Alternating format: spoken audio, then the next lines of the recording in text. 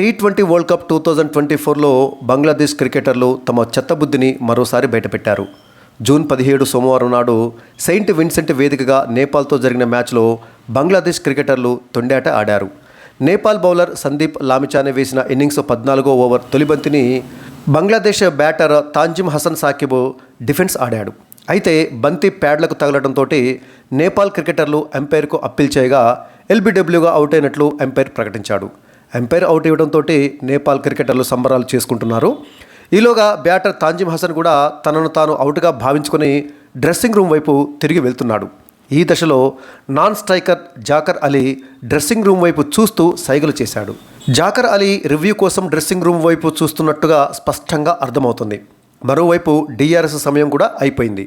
అయితే అంపైరు పట్టించుకోకుండా బంగ్లా రివ్యూకు వెళ్లేసరికల్లా రివ్యూను అంగీకరించాడు ఎంపైర్. రివ్యూలో బంతి వికెట్లను మిస్ అవుతున్నట్లు చూపించింది. దీంతో ఎల్బీడబ్ల్యూ నిర్ణయాన్ని ఎంపైర్ వెనక్కి తీసుకొని నాటౌట్గా ప్రకటించాడు.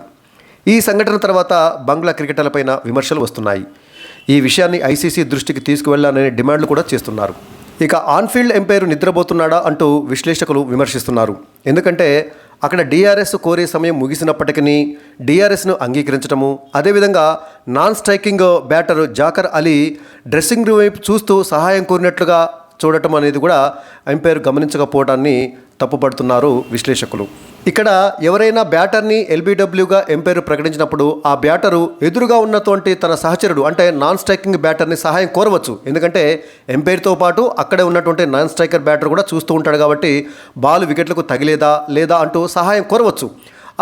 తన సహచర క్రికెటర్ అంటే నాన్ స్ట్రైకర్ క్రికెటర్ ఇచ్చినటువంటి సలహాతోటి డిఆర్ఎస్ కోరుకోవచ్చు. కానీ అక్కడ నాన్ స్ట్రైకరు డ్రెస్సింగ్ రూమ్ వైపు చూస్తూ తన సహచరులు అక్కడ డ్రెస్సింగ్ రూమ్లో ఉన్నటువంటి సహచరులు అక్కడ రివ్యూ చూస్తూ మరి వాళ్ళు సైగలు చేసేసరికల్లా ఇక్కడ మరి ఆ నాన్ స్ట్రైకరు డిఆర్ఎస్ కోరుకో అని చెప్పేసి కోరడం అనేది అది ఒక రకంగా చీటింగ్ అన్నట్టు.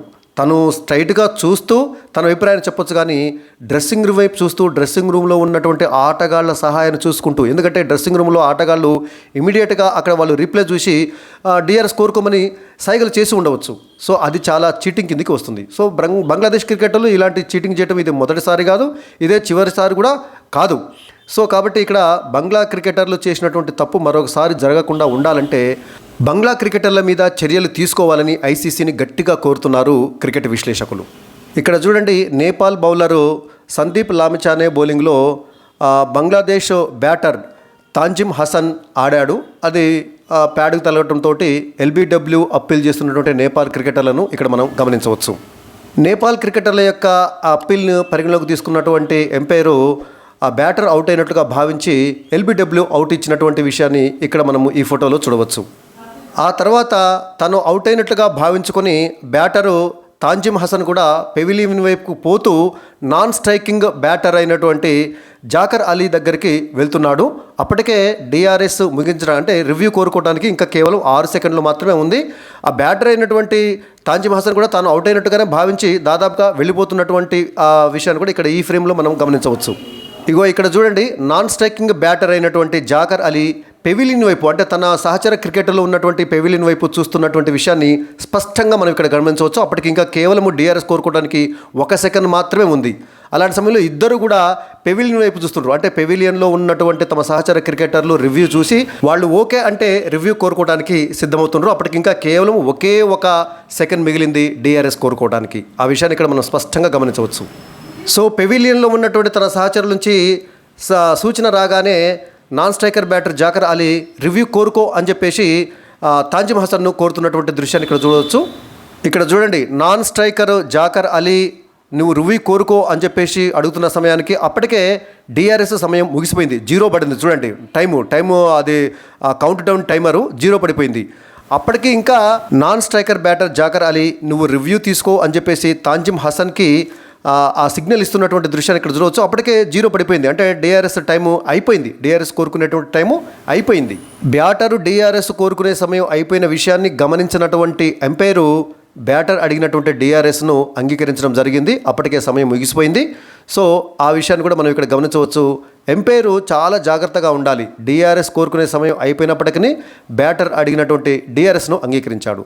ఆ తర్వాత చూడండి, డిఆర్ఎస్లో బాల్ వికెట్లను మిస్ అవుతుంది అని చెప్పేసి రావడం జరిగింది. అప్పుడు ఎంపైరు తను తీసుకున్నటువంటి నిర్ణయాన్ని వెనక్కి తీసుకొని బ్యాటరు నాట్అవుట్గా ప్రకటించినటువంటి సందర్భాన్ని కూడా ఇక్కడ మనం చూడవచ్చు. ఇక్కడ బంగ్లాదేశ్ బ్యాటర్లు చీటింగ్ చేశారు. ఎందుకంటే బంగ్లాదేశ్ బ్యాటర్లు స్వతహాగా డిఆర్ఎస్ కోరుకోవాలి, కానీ పెవిలియన్ నుంచి వచ్చినటువంటి సిగ్నల్స్ ఆధారంగా అక్కడ వాళ్ళు ఇమ్మీడియట్గా రిప్లై చూసి ఆ బాలు స్టంప్స్ని మిస్ అవుతుంది కాబట్టి అతను నాట్అవుట్ అని చెప్పేసి వాళ్ళు సిగ్నల్ పంపేసరికల్లా నాన్ స్ట్రైకర్ బ్యాటర్ అయినటువంటి జాకర్ అలీ ఇచ్చినటువంటి ఆ సిగ్నల్ తోటి తాంజిమ్ హసను డిఆర్ఎస్ కోరుకోవడం జరిగింది. ఇక్కడ 2 తప్పులు జరిగినాయి. ఒకటి ఏంటంటే చీటింగ్ చేయటము, అంటే పెవిలియన్ వైపు చూస్తూ వాళ్ళు ఇచ్చినటువంటి సిగ్నల్స్ ఆధారంగా డిఆర్ఎస్ కోరుకోవటం ఒకటైతే, రెండవ తప్పు ఏంటంటే ఎంపైరు డిఆర్ఎస్ కోరుకునేటటువంటి సమయం మించిపోయినప్పటికీ దాన్ని గమనించకుండా బ్యాటర్ అడిగినటువంటి డిఆర్ఎస్ను అంగీకరించడము. సో ఇది బంగ్లాదేశ్ క్రికెటర్ల యొక్క చీటింగు. గతంలో చాలాసార్లు ఇలాంటి వాటికి వాళ్ళు పాల్పడ్డారు.